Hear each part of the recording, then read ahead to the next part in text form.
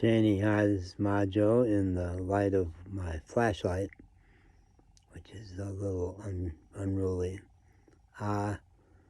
It's so good connecting with you. I'm really, really loving it, and I'm wanting to do some risky stuff here and go right at what I think could potentially be our undoing as a partnership here, as a collaboration, is the whole thing about toxic masculinity. I've been an ally of women for a long time. I've done all kinds of work on gender issues, taught gender issues in the workplace for many years. Got really good at jumping in men's shit and helping them listen to women about what it was like for them at Ford Motor Company and other places.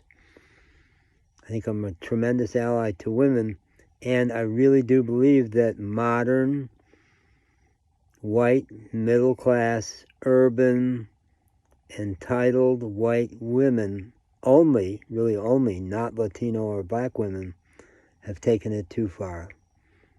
Have tried to have men on a very short leash these days, where American men are walking around on eggshells for fear of being called sexist or toxically masculine, etc. The main thing I have to say about gender in Mexico is that that's not the case here. Women appreciate their men. Like Appalachian women, they want their man to be masculine. They like that. They want a man who will protect them and stand up for them. After the whole Will Smith thing, I was totally in his corner and went around interviewing white country women. What do you think about that? I could not find a one who didn't say he did the right thing. It's what I want my man to do. Absolutely. Don't go to social media. Don't grant interviews about how terrible that was. Handle it right there on the spot. Yeah. And when one of my white women friends in Asheville, we had been great friends. She had been a super ally of mine, my writing coach and stuff.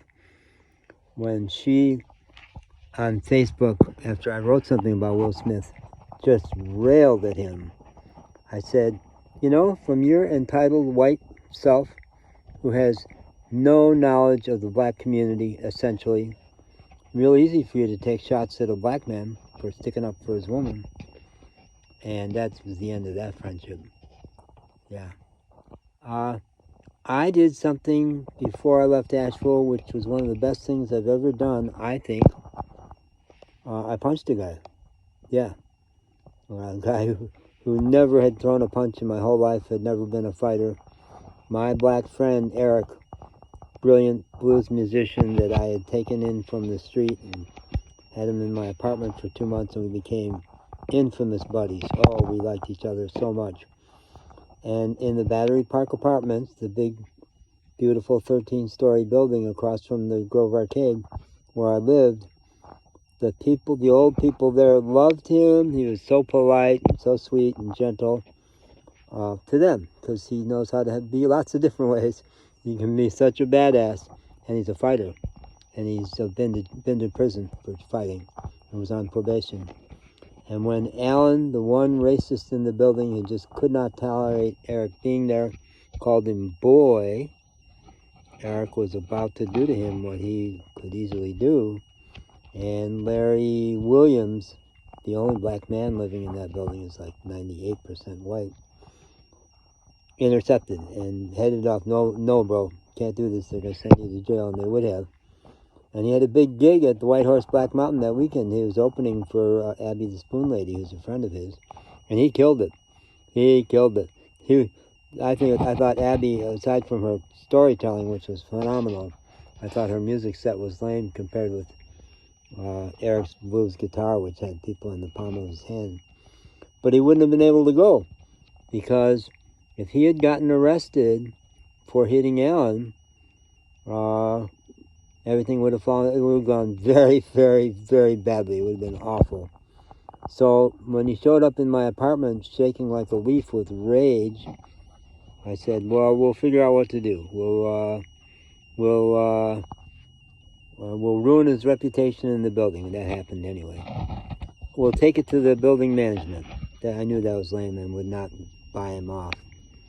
So finally, I swear it was the voice for God that said to me, I said, okay, I got it. And Eric was 6'4", big, strapping. As he said, he's like a mule. He's a really tough hombre. Said, what? What are we going to do? And I said, not we. This one's mine. I got this. Well, what are you going to do? I'm going to beat him up. And I wanted to, big time. Oh, man. And we both laughed hysterically. He says, when was the last time you did that? And I said, well, not in this lifetime, but I've got a good feeling about this. And I did. I got super excited about it. And it was a terrible fight, because I'm not a fighter. But when the cops came and interviewed me, I said it was a terrible fight. Nobody landed a punch. Nobody went down. And there was 3 women cops. And Asheville's finest at their best are good. You know, they've had some lapses, especially during the Floyd protests.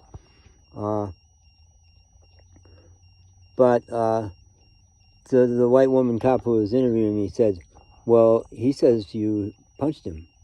And he's got a red mark on his forehead. And I said, really? And she says, don't get excited. He's pressing charges. And I said, charges, marges. I figured there'd be charges. But if I got him, then things are cool.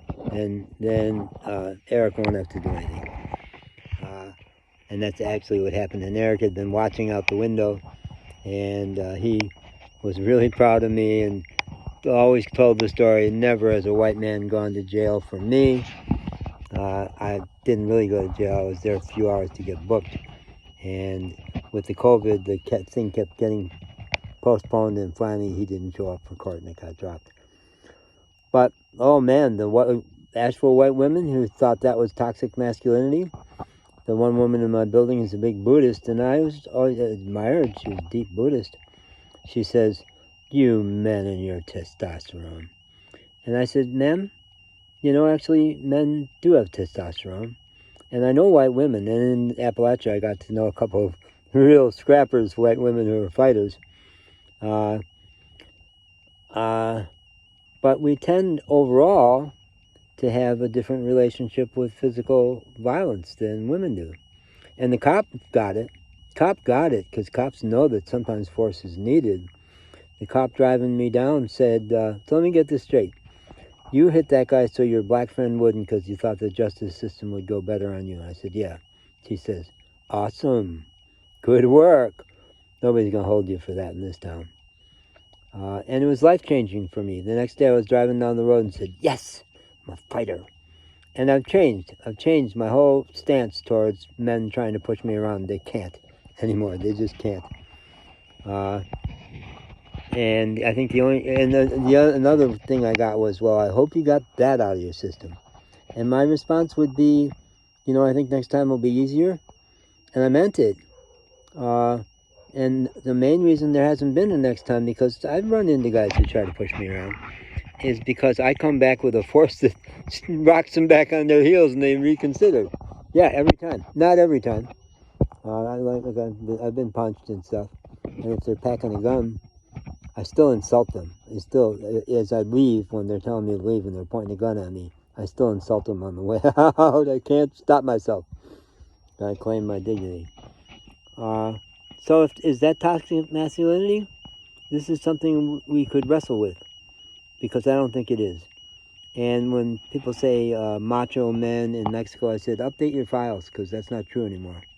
The men I have gotten to know, I have not met one man who I thought was toxically masculine or macho. No. They're men. They're comfortable in their skin because they don't have women picking at them. They don't. And when I said to Alia, my best friend down there, this exact thing, she said, yeah, that's the case. We love our men. And I said, do you think it's true what white women in the U.S. think, that Mexican women are too soft and yielding and let their men get away with shit? I knew her answer. She says, man, I'll give him one of these. Right in the nose. No way. And it's legendary how tough Latinas can be. They don't get bitchy. They don't yell. They don't scream. They don't be nasty. but they will not give in. I've seen them in action. They will not give in at all. Yeah. There's a TikTok I saw by a Latino guy saying he had just made the mistake of tangling with a Latino.